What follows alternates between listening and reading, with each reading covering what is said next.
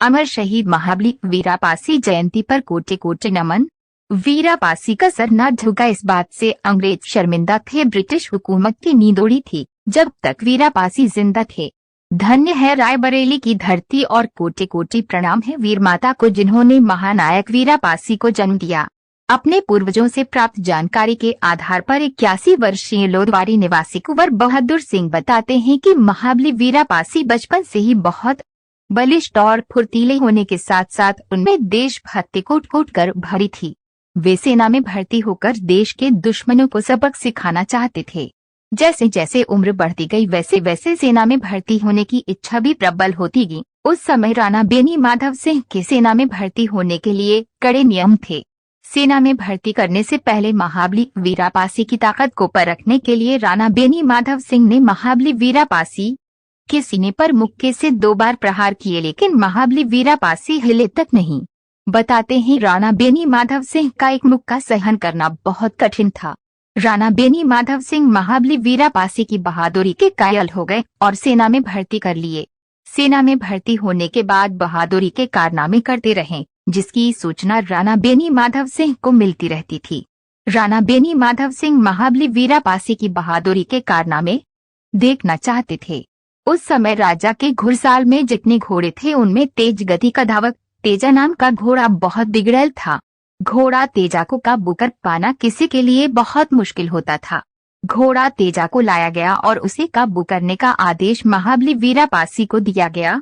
घोड़ा तेजा महाबली वीरापासी को दोनों पैरों से कुचलने का प्रयास करता रहा और महाबली वीरापासी चालाकी से अपने आप को बचाते और घोड़े को छकाते रहे।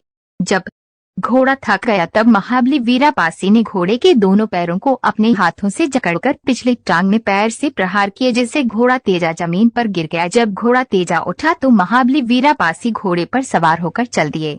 राणा बेनी माधव सिंह इस बहादुरी को देखकर इतने प्रभावित हुए कि उन्होंने महाबली वीरापासी को अपना अंगरक्षक बना लिया और घोड़ा तेजा को महाबली वीरापासी को सौंप दिया। पूरे देश में स्वतंत्रता आंदोलन का बिगुल बज चुका था।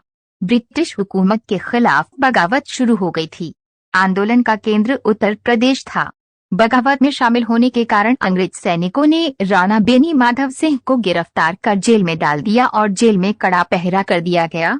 इधर रियासत की रानी का रो रो कर बुरा हाल था। वे बार बार मूर्छित हो जाती थी। रानी का यह बुरा हाल महाबली वीरापासी से देखा नहीं गया और सकुशल कैद से आजाद कराने का बीड़ा उठाया और मध्यरात्रि को अंग्रेजों की कैद से आजाद कराने में सफल हो गए। महाबली वीरापासी की निडरता, बहादुरी और राष्ट्रभक्ति को देखकर राणा बेनी माधव सिंह ने अपनी सेना का सेनापति बना दिए। महाबली वीरापासी ने इतने अंग्रेजों को मौत के घाट उतार चुके थे कि अंग्रेज भारत से लेकर लंदन तक कांपते थे। अंग्रेज महाबली वीरापासी से इतने भयभीत थे कि 1857 में वीरापासी को जिंदा या मुर्दा पकड़ने के लिए 50,000 का इनाम घोषित किया था। भारतीय इतिहास में अंग्रेजों द्वारा पहली बार इतना बड़ा इनाम घोषित किया था, वरना ये क्रूर अंग्रेज 5 रुपए से अधिक का इनाम घोषित नहीं करते थे। भारत में जातिवादी मानसिकता से ग्रसित इतिहासकारों और जातिगत राजनीतिक खेल की वजह से महाबली वीरापासी, जो कि एक राष्ट्रभक्त, उच्च कोटि के सेनापति, कुशल रणनीतिकार और महान योद्धा के साथ साथ स्वतंत्रता आंदोलन के महानायक भी थे, उनका नाम इतिहास के पन्नों पर स्वर्ण अक्षरों में अंकित होना चाहिए था, लेकिन इतिहास के पन्नों पर स्थान ही नहीं मिला। यदि स्वतंत्र भारत में सबसे बड़ा कोई घोटाला हुआ है तो वह है इतिहास का घोटाला।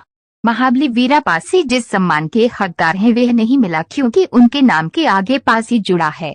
मुख्यमंत्री योगी आदित्यनाथ ने कहा था कि पासी महापुरुषों का इतिहास किताबों में समाहित किया जाएगा, लेकिन एक 5 वर्षीय कार्यकाल पूरा हो गया, दूसरा कार्यकाल चल रहा है, लेकिन अभी तक कोई शुरुआत ही नहीं हुई। अब राजनेताओं की बातों से विश्वास खत्म होने लगा।